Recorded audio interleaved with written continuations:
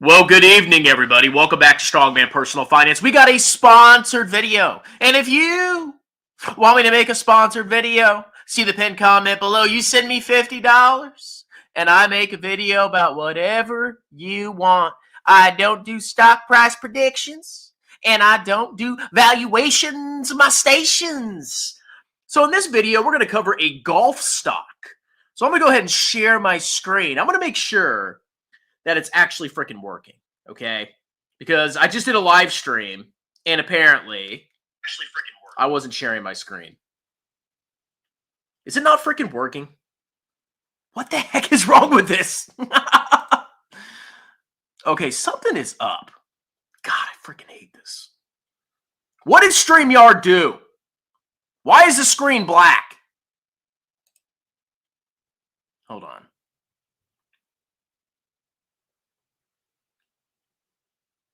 God, this is so stupid. Yeah, this is the most awkward, horrible live stream. Trust me, we're going to get to the stock, okay? I'm trying to figure this garbage out. All right. Oh, wait a minute.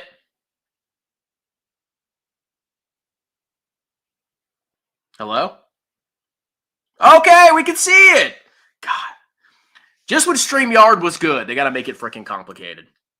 Anyway, we're covering Topgolf Callaway Brands Corporation, ticker symbol MODG. I've heard of Topgolf, right? It's like a little, you go play putt-putt. So Topgolf designs, manufactures, and sells golf equipment, golf and lifestyle apparel, and other accessories. I hate golf, okay? I hate golf. The Topgolf segment operates venues equipped with technology, hitting bays, blah, blah, blah. The golf equipment segment provides drivers, fairway woods. What's that? I don't know anything about golf. Okay, so they provide apparel and they provide, looks like, crap you can use to play golf. Fascinating. So let's go ahead and look at the financials. Let's see the amazing revenue growth of this company.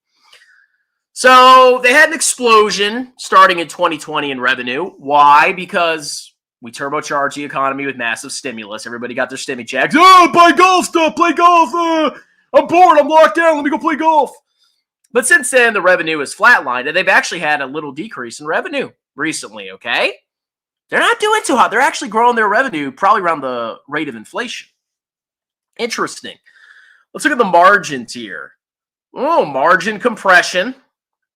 Operating margin basically going down at a 30-degree angle. And they posted in their most recent quarter a massive loss. Was that a write-down? Was that an impairment? We'll see. Let's go look at cash flows. Operating cash flow, basically stable. Let's see. Are they doing a lot of capital expenditures? Not really. Do they have an impairment? Okay, they had a huge write-down and restructuring charge. Usually when you have a write-down, that's not good for the future profits of the business. That's kind of telling you something. Let's see what they wrote down. Okay. They wrote down all of their goodwill, it looks like. So goodwill is when you buy a company for more than the fair value of its net assets. So they made a terrible acquisition, it looks like, because their goodwill went to zero. So they probably took out a bunch of debt to buy a freaking company. Let's see what they did. Let's look at the annual of the cash flow statement. Let's see.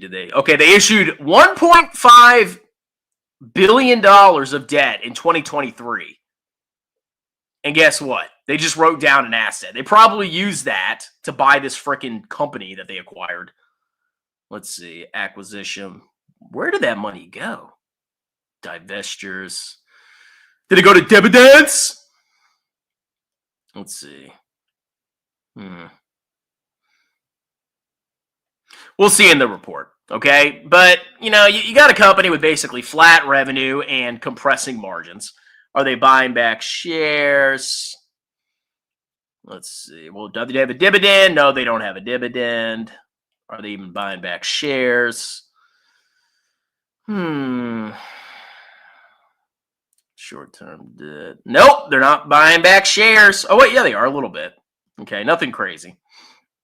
But they are spending a little bit buying back shares.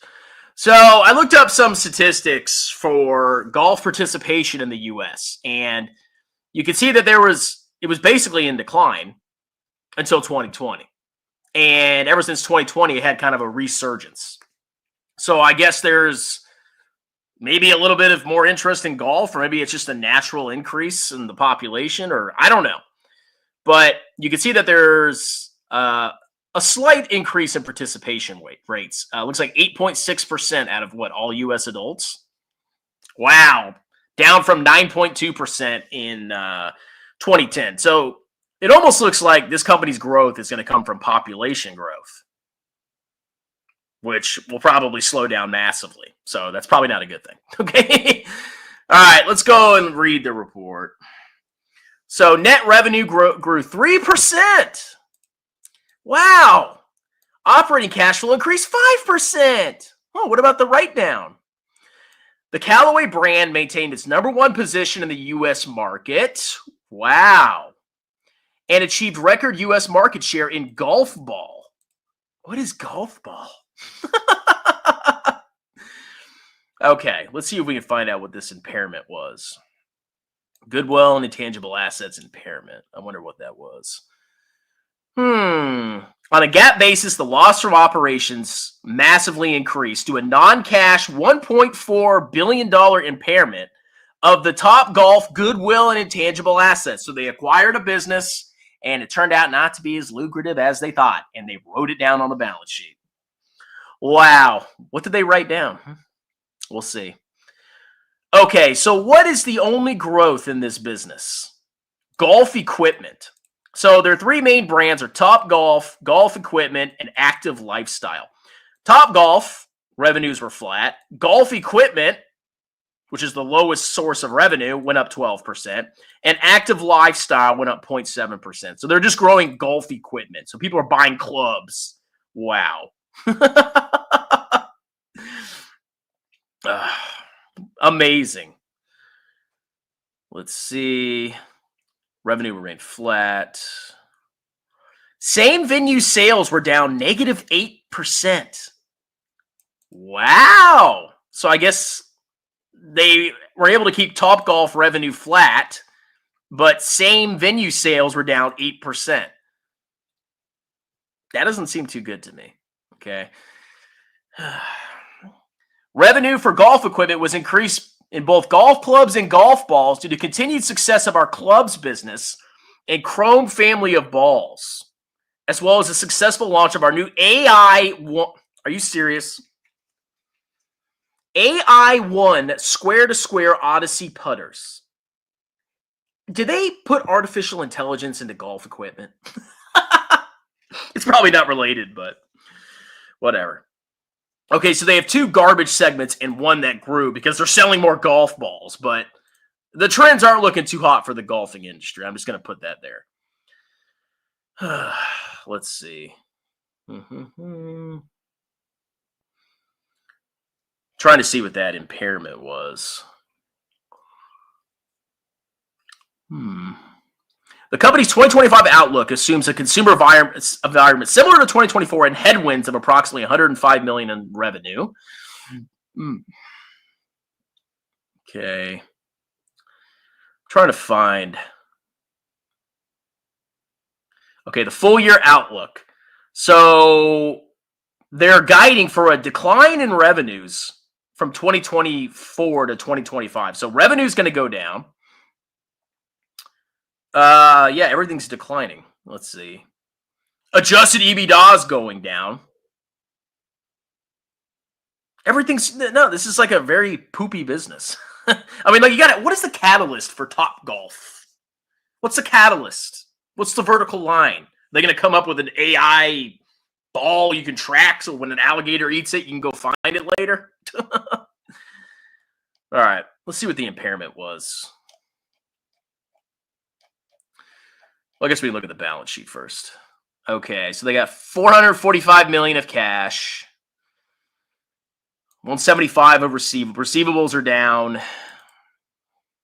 So they got $1.6 million of short-term assets, $1.6 billion, and then they have $825 million of short-term debts. So No imminent liquidity issues. Let's see, long-term assets, property, plant, and equipment, $2.2 billion, leases, $1.3 billion. Goodwill, I thought we wrote that down. I guess that was the most recent quarter. So this goodwill balance, well, no, there was a write-down. So they wrote down almost half of their goodwill and intangible assets. And then their debt, let's see. Paid off a little bit of debt. Leases. Deemed landlord financing obligations. I'm not sure what that is. Okay, so I mean, their long-term debt isn't the worst. I wonder what this deemed landlord financing operation or obligations is.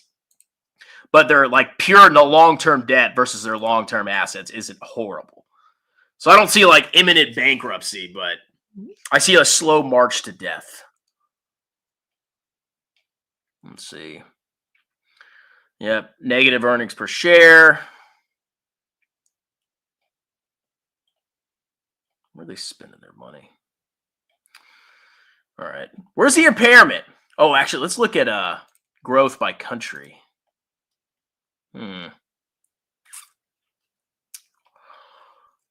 So let's see. U.S. revenues grew 1.7%, Europe 1.4%, Asia 8.9%. Ooh, China! And then rest of the world 15%. So all their growth is coming from international. And as we all know, international is bad because it's not U.S. So weak America and Europe growth and decent growth everywhere else. As we know, golf equipment grew 12%. That's the only shining star of this report. But of course, look at the profits, okay? The golf equipment, so they have the fastest growing revenue. It's not even making money. All the profits come from Top Golf and Active Lifestyle, and those aren't growing revenue. Interest expense, $57 million. So their interest expense is higher than their operating income. Wow.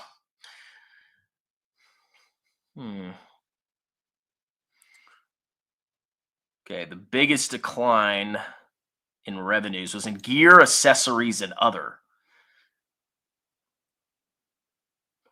Wow.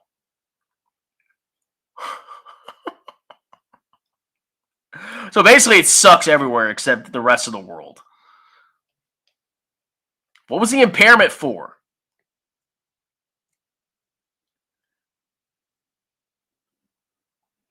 Okay,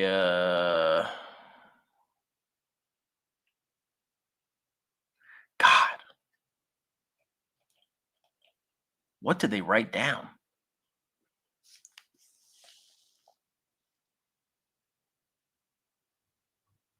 Text is so small, I can't even read it. That was Jack Wolfskin, Travis Matthew.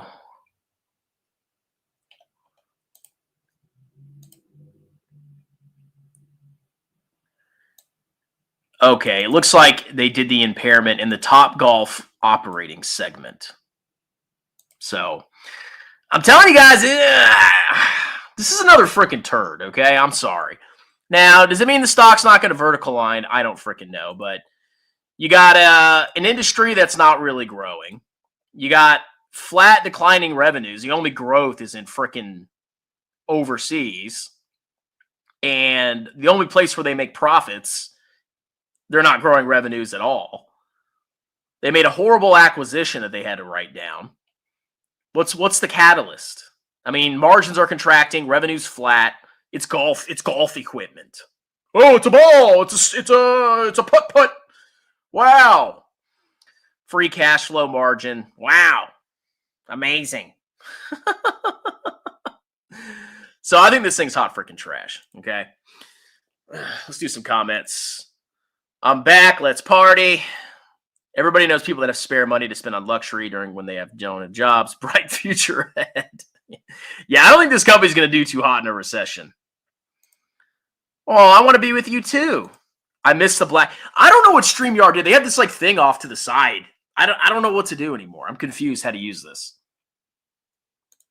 Will you be submitting your stock? Oh, yeah. I want everything money to analyze my stocks, bro.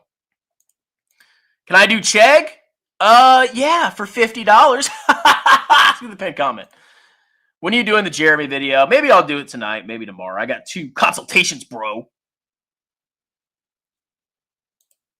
How much do you need to retire? I mean, probably $2 million in today's dollars that I can access.